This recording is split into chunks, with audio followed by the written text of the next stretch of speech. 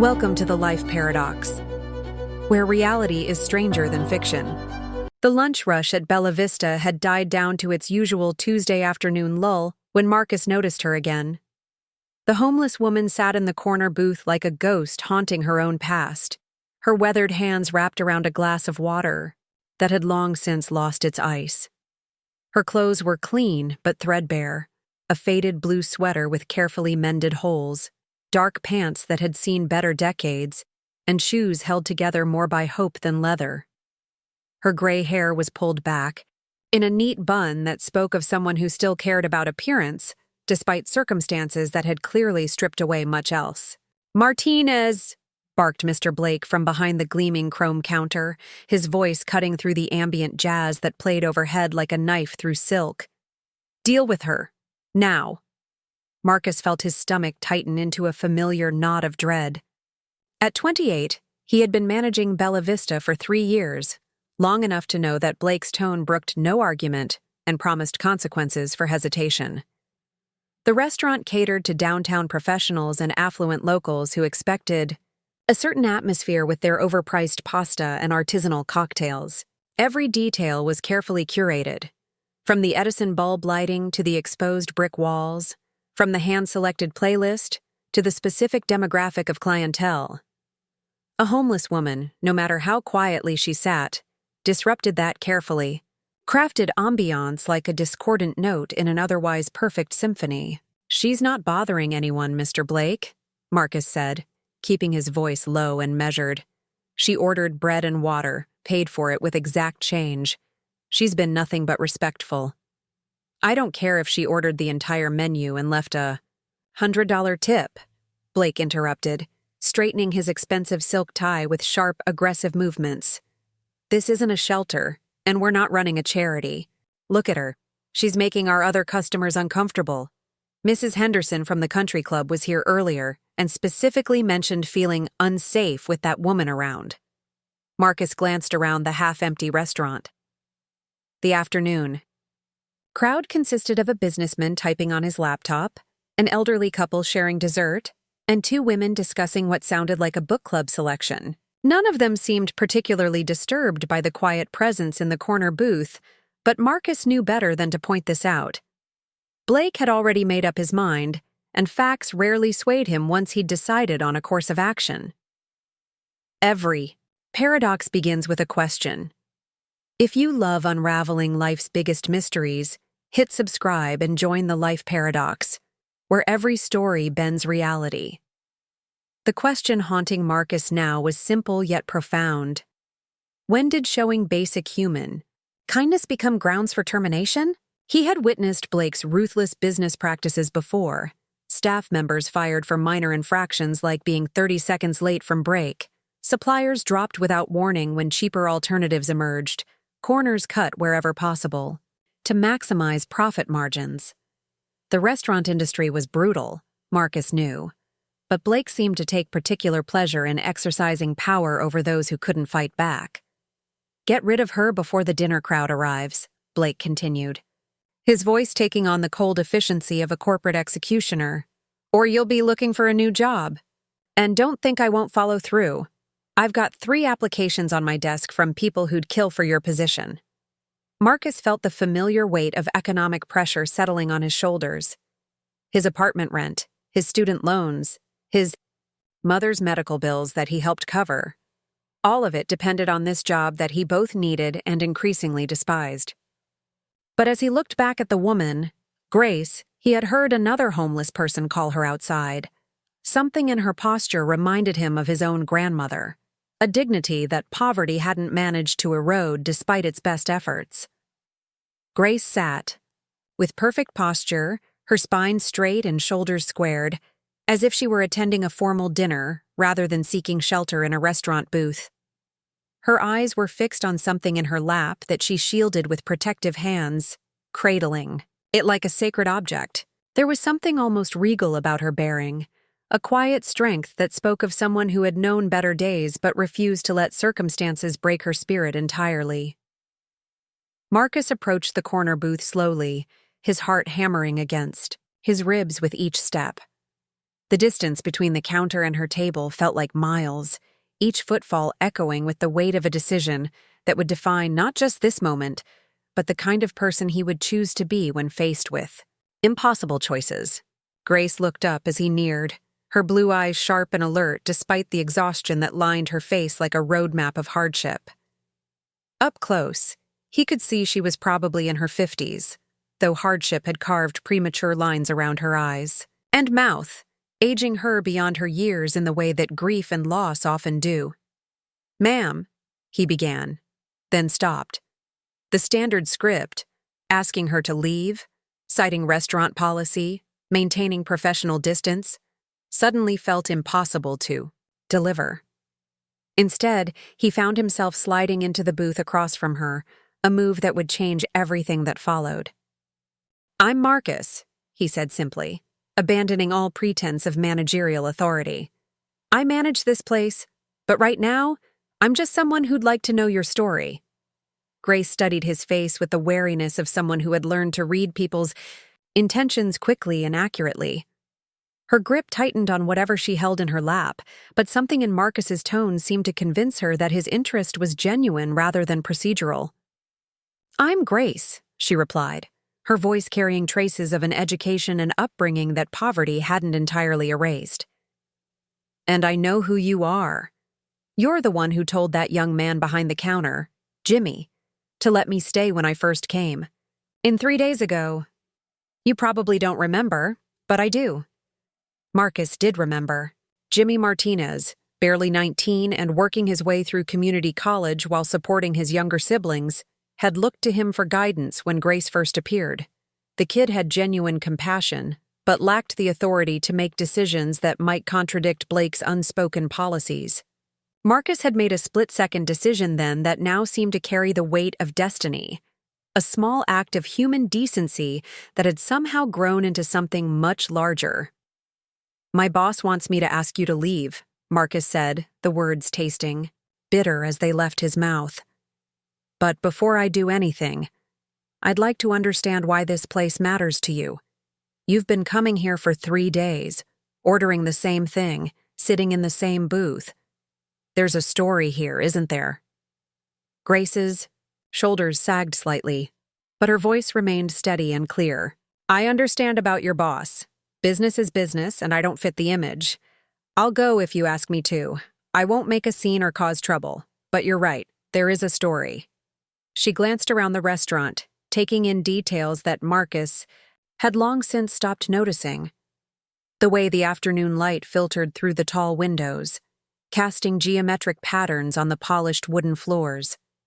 The subtle scent of garlic and basil that seemed permanently infused into the air. The comfortable hum of quiet conversations and clinking silverware that created a backdrop of normalcy and warmth. "This place represents something precious to me," she continued, her voice growing stronger with each word.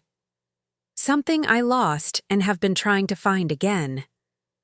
As she started to lift her hands from her lap, Marcus caught sight of what she had been protecting so carefully.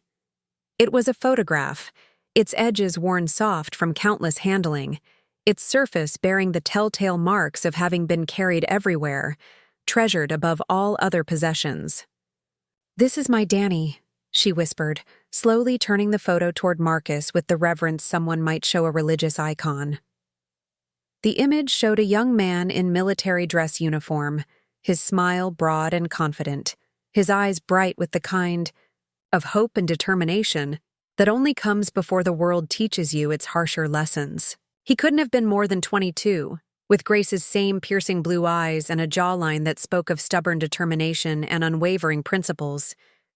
His uniform was immaculate, every button polished, every crease sharp enough to cut paper. The photograph had been taken professionally, probably at his graduation from officer training, and the pride radiating from his expression was almost tangible. Marcus felt something fundamental shift in his chest as he looked at the photograph. This wasn't just any homeless woman occupying valuable restaurant real estate. This was a mother, carrying the memory of her son like a sacred relic, clutching onto love that transcended death itself. "He's handsome," Marcus said softly, meaning every word. Military? Army, Grace replied, her voice gaining strength and warmth as she spoke about her son. Second Lieutenant Daniel Patterson. He always said he wanted to serve his country, make a real difference in the world. I was so proud of him when he graduated from officer training school. Proudest day of my life. Watching him receive his commission. She paused, her thumb tracing the edge of the photograph with the practiced motion of someone who had performed this ritual thousands of times, each touch a prayer, each glance a conversation with someone who could no longer answer back. We came here that night, she continued, her eyes moving from the photo to encompass the restaurant around them. Right after his graduation ceremony, Danny insisted on taking me somewhere fancy to celebrate, said his mama deserved the finest dinner in town, that nothing was too good for the woman who had raised him right. Marcus followed her gaze, trying to imagine the scene.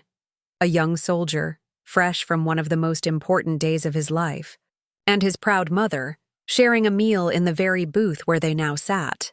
The corner location would have given them privacy for intimate conversation, away from the busier sections of the restaurant where celebration might feel too public, too exposed. The weight of memory filled the space between them, and Marcus found himself holding his breath, sensing that whatever came next would change everything he thought he understood about duty, compassion, and the true cost of human connection. He ordered the lobster ravioli that night, Grace said, a smile breaking through her sadness like sunlight piercing storm clouds. Had never eaten lobster in his life, but he wanted to try everything that night. Said he might not get another chance for good food where he was going, and he wanted this meal to be perfect, something he could remember during the hard times ahead. The implication hung heavy in the air between them.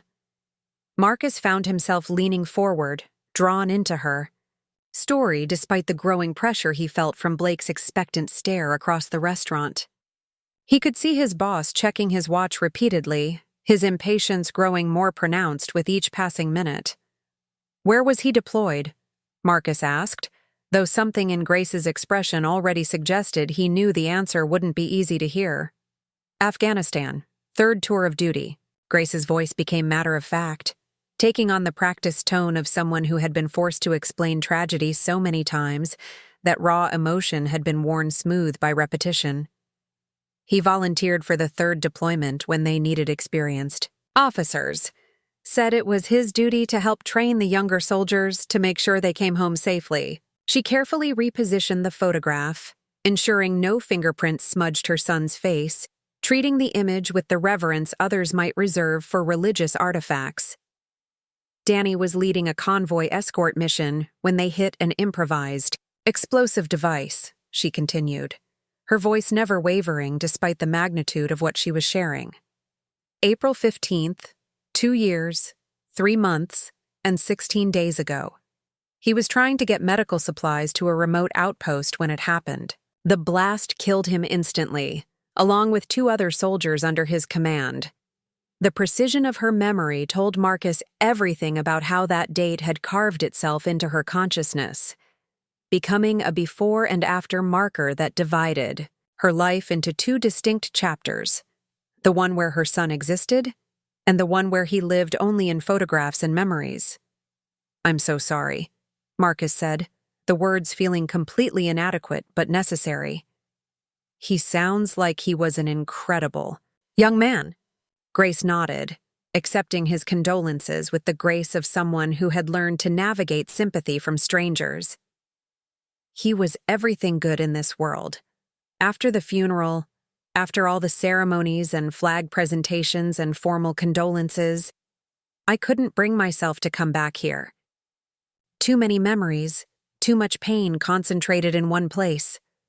But lately, she gestured vaguely at her appearance, at the circumstances that had brought her to this point, the worn clothes, the careful rationing of resources, the quiet desperation that accompanied homelessness even when dignity remained intact. "I needed to feel close to him again," she admitted. "This was our place. The booth where we sat, the meal we shared, The conversation we had about his future and his dreams, it all happened right here. When everything else in my life fell apart, I thought maybe coming back here would help me remember what happiness felt like.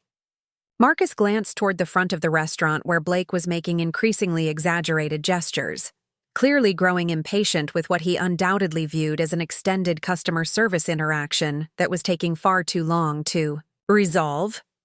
"How long have you been—" Marcus struggled for the right words, not wanting to cause additional pain with insensitive phrasing.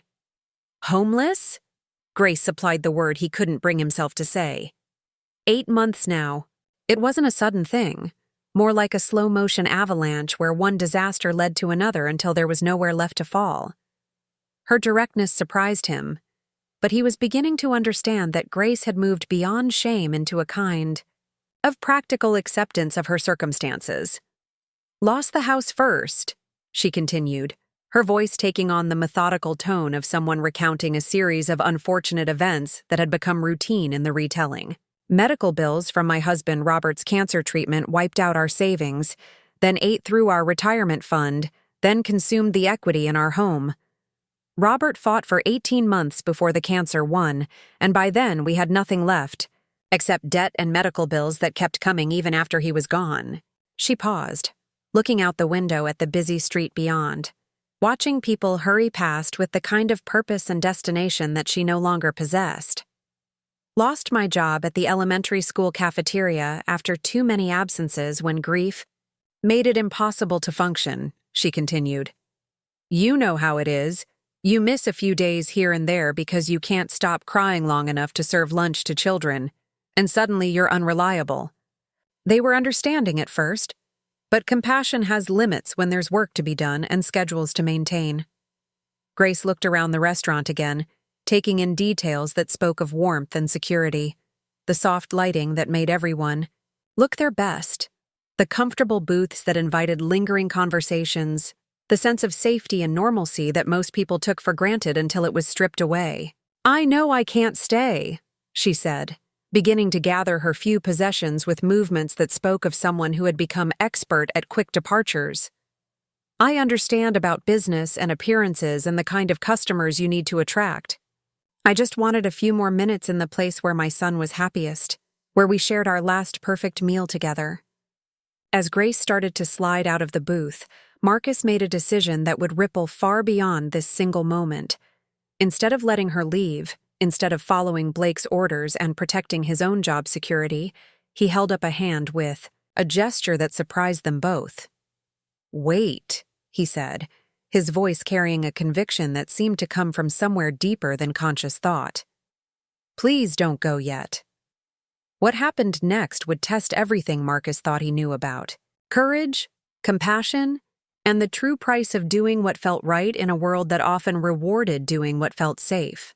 Grace froze halfway out of the booth, her blue eyes searching Marcus's face for signs of false hope or misplaced kindness that might make her situation worse in the long run. She had learned to be wary of sudden reversals, of promises that seemed too good to be true, because the streets had taught her that disappointment hurt worse when it came wrapped in momentary relief. "You don't understand," she said quietly, settling back into her seat with obvious reluctance. "Your boss over there looks like he's about to have a stroke, and I can't be responsible for you losing your job. I've caused enough damage in enough lives without adding yours to the list." Marcus glanced toward Blake, who was now openly glaring in their direction while making slashing gestures across his throat, a not-so-subtle indication that Marcus's time for this conversation had expired several minutes ago. The dinner crowd would begin arriving within the hour, and Blake's tolerance for what he viewed as a charitable case had clearly reached its absolute limit. "Tell me about Robert," Marcus said, ignoring his boss entirely. "Your husband. What was he like?" Grace's expression softened, despite her obvious concern about the brewing confrontation at the front of the restaurant. "Robert was a high school history teacher for 37 years, she said, her voice warming with the same affection she had shown when speaking about Danny. "He used to say that understanding the past was the only way to build a better future. He could make the Revolutionary War sound like the most exciting story you'd ever heard, complete with voices and sound effects." She smiled at the memory, and Marcus caught a glimpse of the woman she had been before tragedy reshaped her life. Confident, loved, secure in the knowledge that tomorrow would be better than today.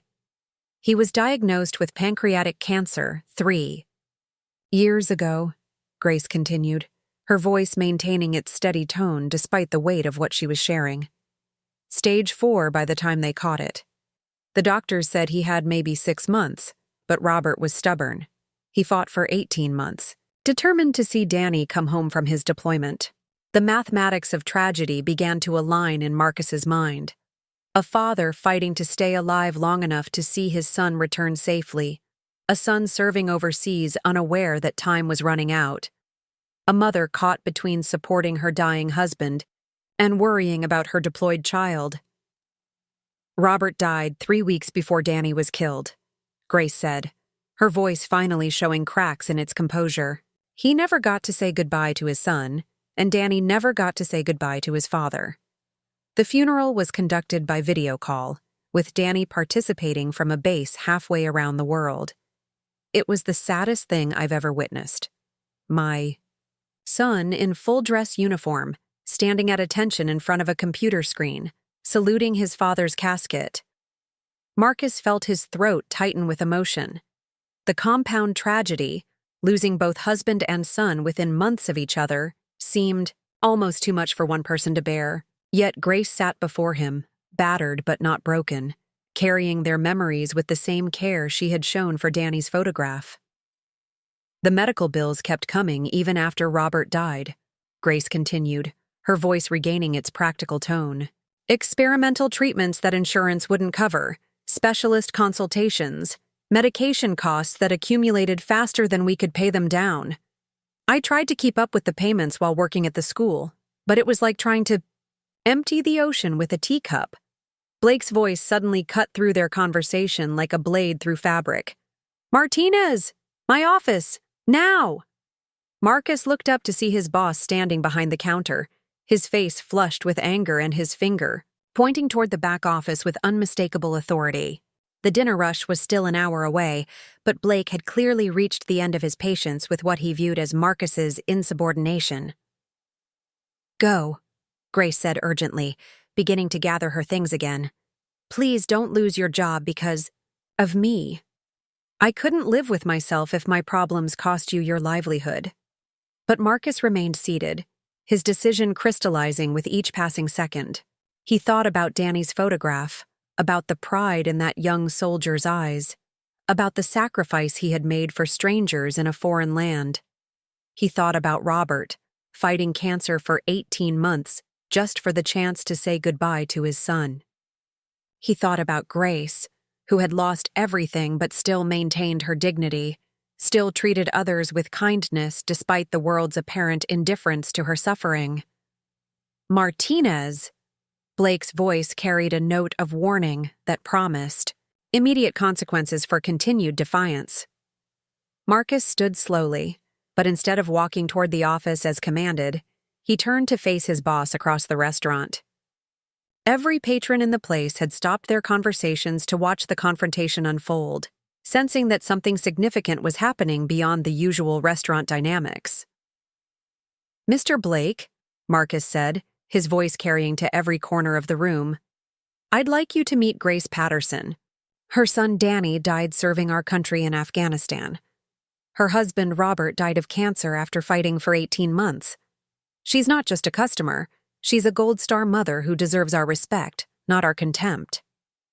The silence that followed was profound and electric, charged with the tension of a line being crossed from which there could be no return. Blake's face went through several shades of red before settling on a dangerous purple that suggested his blood pressure had reached concerning levels. You're fired, Blake said, his voice cold and final. Clean out your locker and get out, and take her with you. What Marcus did next would transform not just his own life, but the lives of everyone watching this moment unfold. Marcus felt the weight of every eye in the restaurant upon him as Blake's words echoed through the suddenly silent dining room. The businessman with the laptop had stopped typing, his fingers suspended over the keyboard. The elderly couple sharing, Dessert had frozen with their spoons halfway to their mouths. The two women discussing their book club had turned completely around in their chairs to witness what was clearly becoming a defining moment for everyone present. "You know what, Mr. Blake?" Marcus said, his voice growing stronger with each word. "You're absolutely right. I am fired, but not because I did something wrong. Because I finally did something right." He turned back to Grace, who was watching the scene unfold with a mixture of horror and amazement. Her hands were pressed to her mouth as if she could somehow call back the words that had just cost Marcus his job. "Grace," Marcus said, sliding back into the booth across from her. "I want you to know that your son would be proud of the woman who raised him. And I want you to know that you're welcome to stay here as long as you need to, regardless of what anyone else thinks about it. But your job?" Grace began, her voice barely above a whisper. "Will be there or it won't," Marcus interrupted gently. "But I'll never be able to live with myself if I put a paycheck ahead of basic human decency. Some things matter more than job security." Blake's face had progressed beyond purple into a shade that suggested he might require medical attention. "Security!" he shouted toward the back of the restaurant. "Call security and have both of them removed immediately." But something unexpected happened. Jimmy Martinez, the 19-year-old server who had been watching the entire exchange from behind the coffee station, stepped forward with his order pad still in his hand. "Mr. Blake," Jimmy said, his voice shaking but determined. "I don't think that's right. This lady hasn't done anything wrong, and Marcus is the best manager this place has ever had. Maybe we should think about this differently." Blake whirled on the young server with fury that had been building throughout the entire confrontation. "You're fired too. Anyone else want to join the unemployment line?"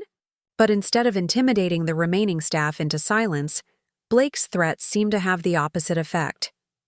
Sarah Chen, the head waitress who had been working at Bella Vista for 5 years, set down the tray of glasses she had been carrying and walked over to stand beside Jimmy. "Then I guess I'm fired too," she said calmly, "because I agree with them.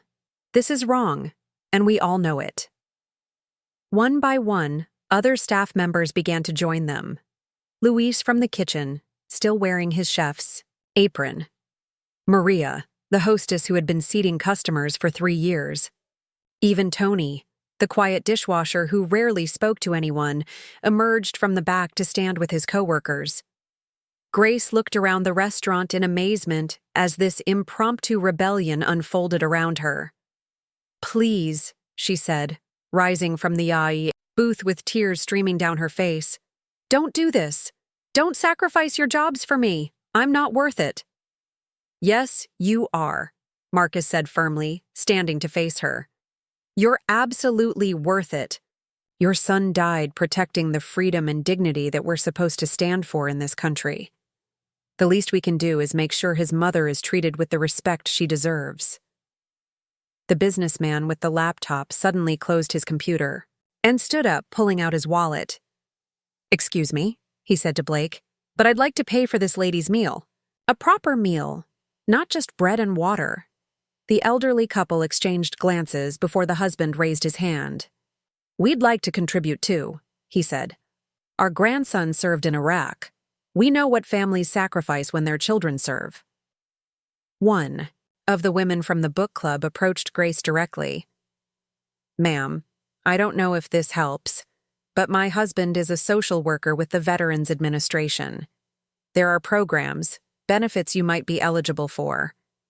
Would you let me give you his card?" Blake watched his carefully controlled environment dissolve into chaos, his authority evaporating as customers and staff united around a cause that transcended business considerations. His face cycled through various shades of anger and disbelief as he realized that his threats had backfired spectacularly. "This is insane," he shouted to no one in particular. "This is a business, not a charity. You can't all just decide to ignore company policy." But Marcus had stopped listening to Blake entirely. He was focused on Grace, who was looking around the restaurant with wonder and disbelief as strangers opened their hearts and wallets to help someone they had never met before today. "I don't understand," she whispered to Marcus. "Why are they doing this? They don't even know me." "Because your story matters," Marcus replied, his voice thick with emotion.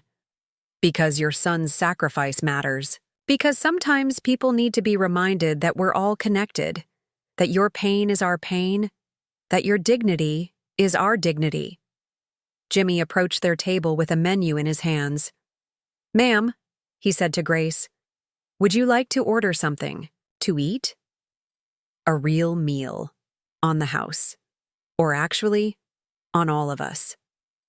As Grace looked at the menu through tears of gratitude and amazement, Marcus realized that this moment was becoming something much larger than a simple act of kindness. Word was already spreading through the restaurant, and he could see people pulling out their phones, recording what was happening, sharing the story beyond the walls of Bella Vista. What none of them realized was that this was only the beginning of something that would soon capture the attention of the entire city and eventually the nation. By the time the dinner crowd began to arrive, Bella Vista had transformed into something unprecedented. Word of the confrontation between Marcus and Blake had spread through social media like wildfire, with videos of the staff's solidarity and customers' spontaneous generosity circulating on every platform. The hashtag Dr. Grace and Danny was trending locally, and people were beginning to arrive not for the food, but to be part of something larger than themselves. Grace sat in her corner booth, overwhelmed by the attention, but no longer trying to hide or minimize her presence. The businessman, who had introduced himself as David Parker, had not only paid for her meal, but had also called his wife to bring clean clothes and toiletry items. The elderly couple, Robert and Helen Martinez, had shared stories of their own grandson's deployment and had quietly slipped Grace a $100 bill along with their phone number. "I don't know how to process all of this," Grace told Marcus, as he sat across from her, both of them watching the steady stream of people entering the restaurant. "This morning I was invisible, just another homeless person taking up space. Now I feel like I'm at the center of a miracle." Marcus nodded, equally amazed by how quickly the situation had evolved. Sometimes it takes a crisis to reveal who people really are underneath all the everyday pretenses. "I think you've given everyone here a chance to be their best selves." Blake had retreated to his office an hour earlier, making increasingly frantic phone calls to corporate headquarters while the restaurant filled with customers who were treating the evening less like a dining experience and more like a community gathering. The staff, technically fired but still working, had never been more energized or purposeful in their service. Sarah Chen approached their table with a concerned expression. "Marcus, there's a woman here who says she's a reporter from Channel 7 News. She wants to interview Grace about her story. Should I tell her to leave?" Grace looked to Marcus with uncertainty. "I've never talked to reporters before. What if I say something wrong?" "You don't have to talk to anyone you don't want to," Marcus assured her. "But your story has power, Grace. It's already changing people's hearts. Maybe sharing it more widely could help other families in similar situations." The reporter, a woman in her 30s with kind eyes and a professional demeanor, approached their table with respectful caution. "Mrs. Patterson, I'm Jennifer Walsh from Channel 7. I understand you have an incredible story, and I think our viewers would be honored to hear it. But only if you're comfortable sharing." Grace looked at Danny's photograph, still positioned on the table between her and Marcus like a talisman. "If it might help other Gold Star families, other veterans who are struggling, then yes, I'll talk to you." The interview that followed was unlike anything Jennifer had expected. Grace spoke with quiet dignity about losing Danny, about Robert's battle with cancer, about the series of financial catastrophes that had led to her homelessness.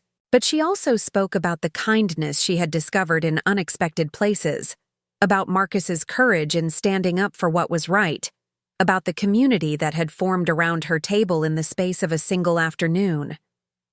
"What would you want? People to know about homeless veterans' families?" Jennifer asked toward the end of the interview.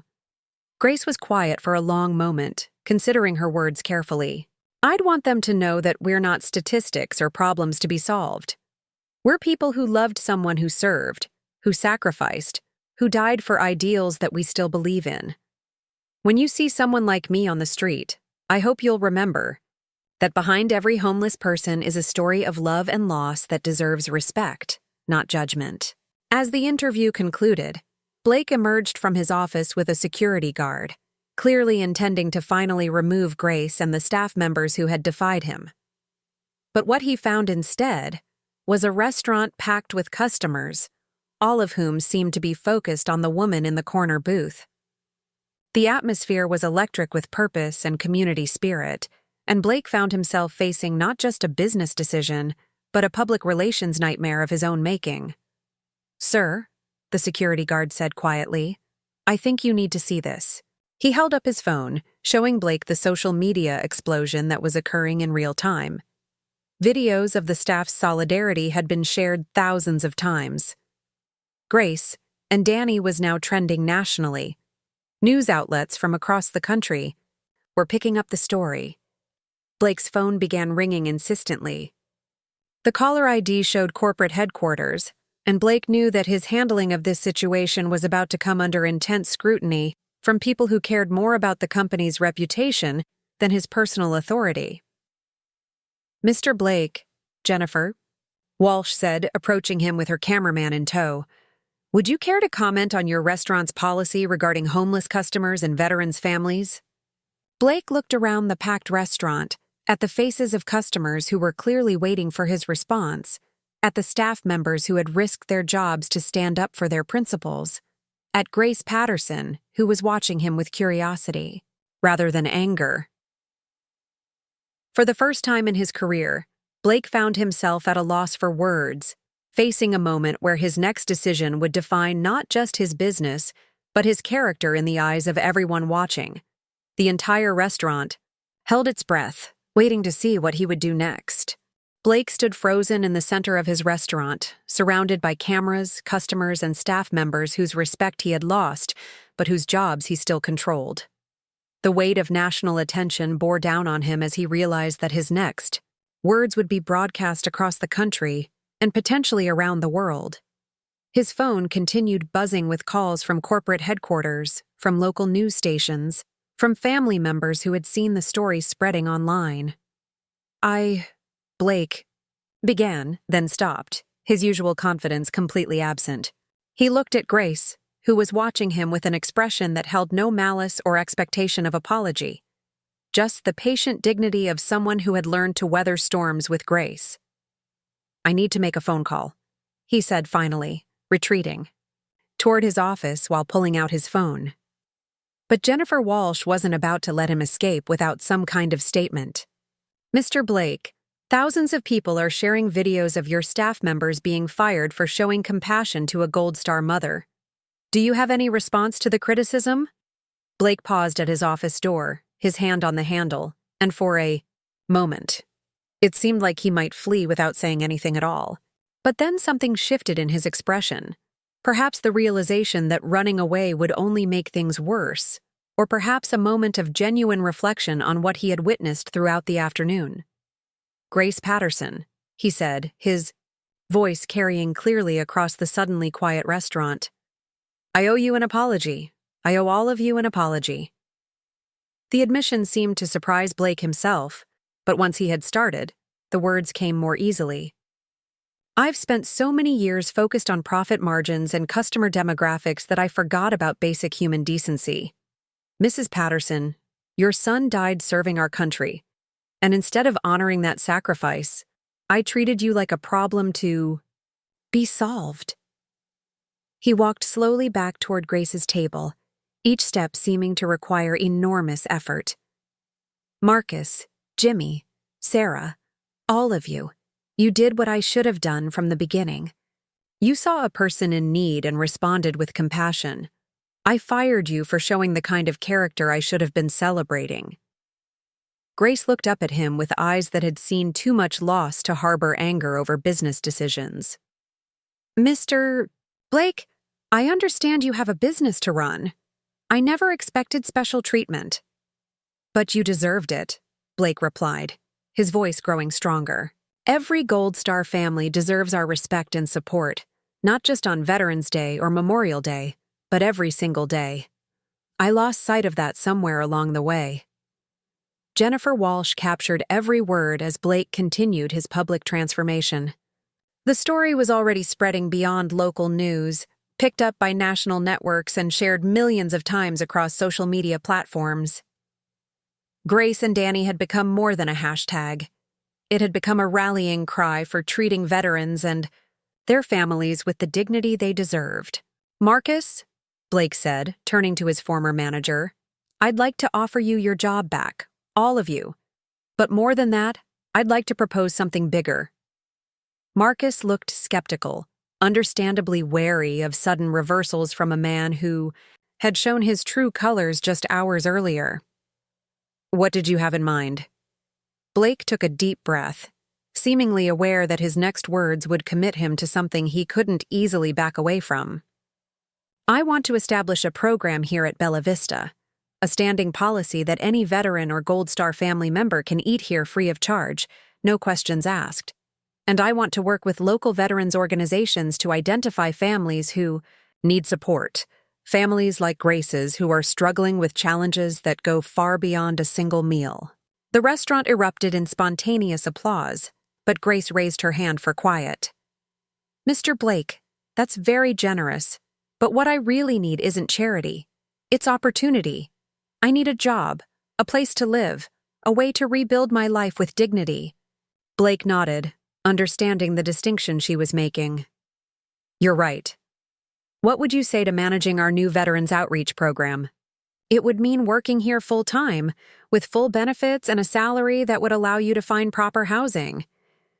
Grace looked at Danny's photograph, still positioned on the table between them like a guardian angel overseeing this moment of transformation.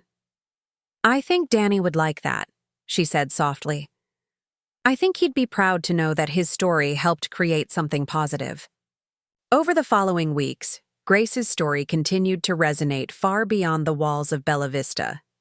The interview with Jennifer Walsh was picked up by national news networks, leading to appearances on morning shows and evening news programs. But, more importantly, it sparked a nationwide conversation about how society treats its most vulnerable veterans and their families. The American Legion contacted Grace about speaking at their national convention. The veterans of foreign wars invited her to join their board of directors. A publisher approached her about writing a book telling Danny's story and her journey, from grief to hope. But perhaps most meaningfully, dozens of other Gold Star families reached out to share their own stories, creating a network of support that extended far beyond any single program or policy. Marcus, reinstated as manager with a significant raise and profit-sharing agreement, worked closely with Grace to develop the Veterans Outreach program. Within 6 months, Bella Vista had become a model for other restaurants across the country, with the program expanding to dozens of locations nationwide. Blake, meanwhile, had undergone a transformation that surprised everyone who knew him. The viral story had initially threatened his business, but the positive response to his public apology and commitment to change had actually increased customer loyalty and attracted new patrons who wanted to support a business that stood for something meaningful. "You know what the strangest part is?" Blake told Marcus one evening as they watched Grace facilitate a support group meeting for Gold Star families in the restaurant's private dining room. "I always thought showing weakness, showing compassion, would hurt the business. But treating people with dignity and respect has been the best business decision I ever made." Marcus nodded, watching Grace comfort a young widow whose husband had died in Syria just months earlier. Grace taught us something important, that every person we encounter is carrying a story that could break our hearts if we took the time to really listen. And when we respond to those stories with love instead of judgment, we don't just change their lives, we change our own. The corner booth where Grace had first shared Danny's photograph had become something of a shrine, with a small plaque reading, "In memory of Second Lieutenant Daniel Patterson and all who serve." But Grace rarely sat there anymore. She was too busy moving through the restaurant, talking to veterans, coordinating services, connecting families with resources, turning her personal tragedy into a force for healing others. 6 months after that first encounter, Grace stood in her new apartment, a modest but comfortable one-bedroom that she could afford on her salary from Bella Vista, and looked at Danny's photograph, now framed and positioned on her nightstand where she could see it every morning and every night. "We did it, sweetheart," she whispered to the image of her son. "We turned our pain into purpose. I think you would be proud." Outside her window, the city continued its endless rhythm of life and loss, struggle and triumph, despair and hope. But somewhere in that vast tapestry of human experience, Grace had found her place again, not as a victim of circumstance, but as a beacon of resilience for others navigating their own storms. The story that had begun with a simple act of kindness from a restaurant manager had grown into something larger than any of them could have imagined. It had become proof that individual choices matter, that compassion is contagious, and that sometimes the most powerful thing one person can do for another is simply to see them, acknowledge their story, and respond with love instead of indifference. In a world that often seemed divided by differences, Grace and Danny's story had reminded people of what they shared: the universal experiences of love and loss, service and sacrifice, dignity and hope that transcend all boundaries. And in remembering those shared experiences, a community had been born that extended far beyond the walls of a single restaurant, touching lives across the nation and proving that even in the darkest times, human kindness could light the way forward.